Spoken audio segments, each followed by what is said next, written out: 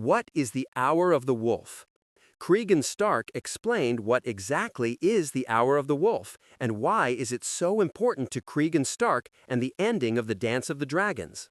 If you have watched House of the Dragon Season 2, you may remember Cregan Stark as the powerful Lord of Winterfell who briefly meets Jacaerys Velaryon at the Wall. But that short appearance doesn't tell us how important Cregan eventually becomes. In the final stage of the Dance of the Dragons, Cregan Stark marches south with the Stark army and arrives in King's Landing at one of the most chaotic moments of the entire war. And what happens next becomes known as the Hour of the Wolf. It is one of the most important moments in the history of the Targaryen Civil War. It is also the moment when Cregan Stark finally demonstrates what Stark justice really means. So what happened during the Hour of the Wolf?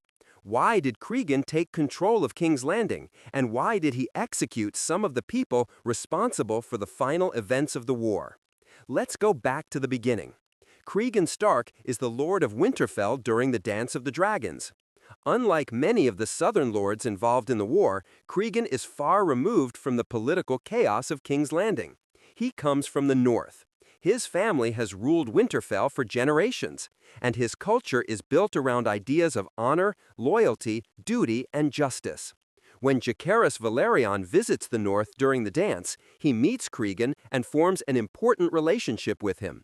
Jacaerys and Cregan eventually make the Pact of Ice and Fire. Cregan promises support for Rhaenyra's cause. But there is a problem. The north is enormous. Moving a large army from Winterfell all the way to King's Landing takes time. And by the time Cregan's army finally reaches the south, the Dance of the Dragons has already changed dramatically. Rhaenyra is dead. Aegon II is dying. The Targaryen royal family has been devastated. And the war is essentially coming to an end. This is where Cregan arrives. And instead of simply going home because the fighting is over, Cregan discovers that something deeply disturbing has happened. Aegon II has been poisoned. Aegon is already badly injured after the war. He has been burned by dragonfire, his body is broken. He is barely capable of ruling. Eventually, a group of powerful men decide that the only way to end the conflict is to kill him. They poison him. Aegon dies. And Cregan is furious. Now, you might wonder why Cregan would care. Aegon was his enemy. Cregan had supported Rhaenyra. He had marched south to fight for her cause. So why would he care that Aegon had been killed? Because for Cregan, there is a difference between defeating an enemy in battle and murdering a king through poison. Aegon may have been his political enemy, but he was still the king. And Cregan believes the people responsible for his death must be punished. This is the beginning of the Hour of the Wolf. Cregan arrives in King's Landing with his northern soldiers and effectively takes control of the city. The political leaders who had survived the dance suddenly find themselves facing a very different kind of ruler. Cregan isn't interested in complicated court politics. He isn't interested in excuses.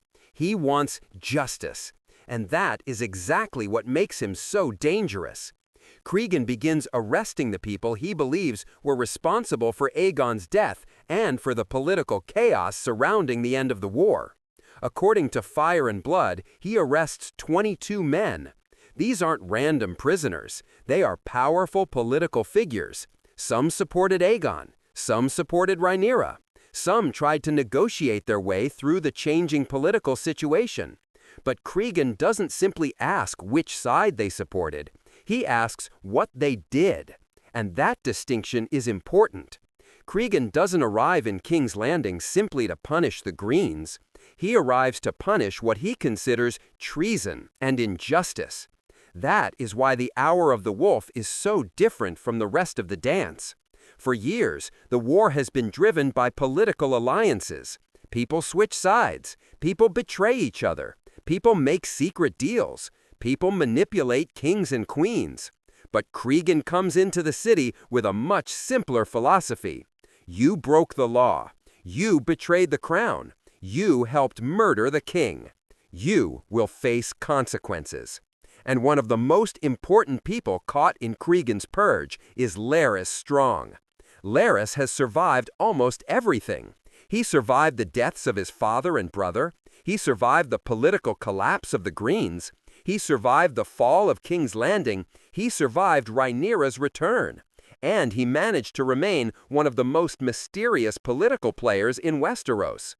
But Cregan Stark is different from the people Larys has manipulated before. Cregan isn't interested in being manipulated. He arrests Larys, and Larys eventually faces judgment for his role in the conspiracy surrounding Aegon's death. Larys is given an opportunity to speak, but instead of simply begging for his life, he remains characteristically difficult. He refuses to give Cregan the confession or information that the Stark Lord wants, and eventually, Cregan decides that Larys must die. Larys is executed during the Hour of the Wolf, and there is something particularly fitting about the way his story ends. Larys spent his entire life surviving through information. He manipulated secrets. He manipulated people. He manipulated kings. But eventually, he meets a man who doesn't need his secrets. Cregan simply wants justice, and that is something Larys cannot manipulate his way out of. But Larys isn't the only powerful figure caught in Cregan's crackdown.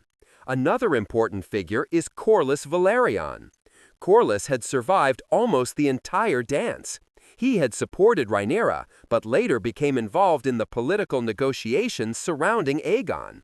Cregan believes Corlys may have played a role in the events surrounding the king's death.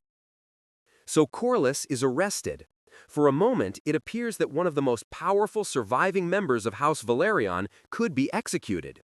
But Corlys is eventually spared. His experience demonstrates something important about Cregan.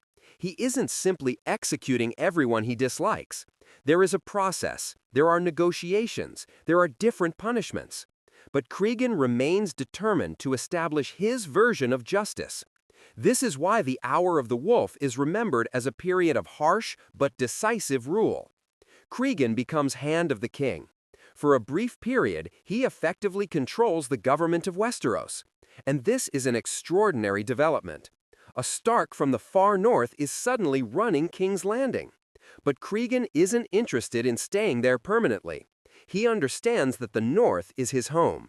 And once he believes justice has been served, he wants to leave.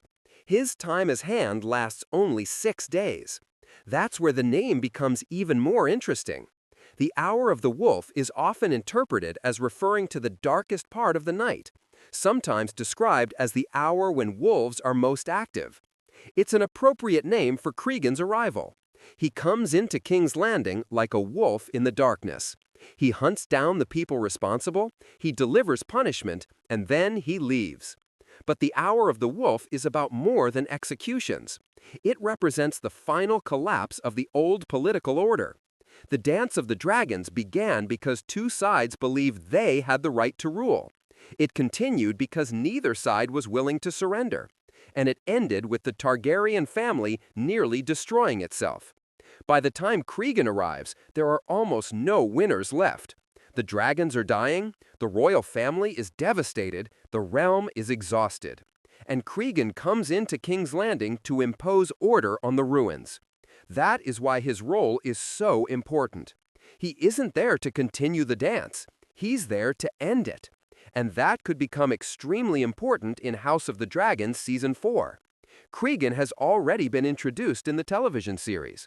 The audience has seen him, we know who he is, we know his connection to Jacaerys, and we know that the Starks eventually become deeply involved in the final phase of the war. So if the show follows the broad direction of Fire and Blood, the Hour of the Wolf could become one of the biggest Cregan Stark storylines in the final season. Imagine the situation. King's Landing has been devastated. The Targaryens have destroyed each other. Aegon is dead. Rhaenyra is dead. The political factions are exhausted. And then an army from the north arrives. At its head is Cregan Stark. He doesn't come to claim the throne. He doesn't come to become king. He comes to deliver justice. And that is exactly what makes him different from almost every other major player in the dance. Cregan doesn't want the Iron Throne. He wants order. He wants justice, and he wants to return home. There is also a fascinating contrast between Cregan and the Targaryens. The Targaryens have dragons.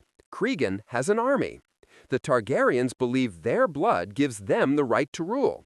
Cregan believes his duty gives him the responsibility to enforce justice. The Targaryens spend years fighting over who deserves the crown.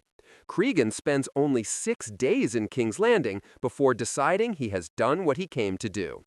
That is the essence of the Hour of the Wolf. The war is over, but the consequences are just beginning. Cregan arrives to decide who will be held accountable, and his actions help establish the political order that follows the dance. So, what is the Hour of the Wolf? It is the 6-day period in which Cregan Stark takes control of King's Landing at the end of the Dance of the Dragons. He arrests the men he believes were responsible for Aegon II's death and the political chaos surrounding it. He puts several powerful figures on trial. He executes some of them, including Larys Strong. He briefly becomes Hand of the King, and then, once he believes justice has been served, he leaves King's Landing and returns toward the north. But perhaps the most important part of the Hour of the Wolf is what Cregan represents. He represents the final reckoning. For years, the Targaryens believed the war was about who deserved the Iron Throne. Cregan arrives after almost everyone has lost, and he reminds the survivors that even kings and queens have consequences for their actions. That's why Cregan Stark could become one of the most important characters in the final chapter of House of the Dragon. He isn't simply the Stark who briefly appeared in Season 2. He is the man who arrives when the dance is almost finished, takes control of King's Landing, brings the surviving conspirators to justice, and leaves behind one of the most memorable moments in Targaryen history. The Hour of the Wolf is Cregan Stark's hour. And when the wolf finally arrives in King's Landing, even the survivors of the dance have to answer for what they did.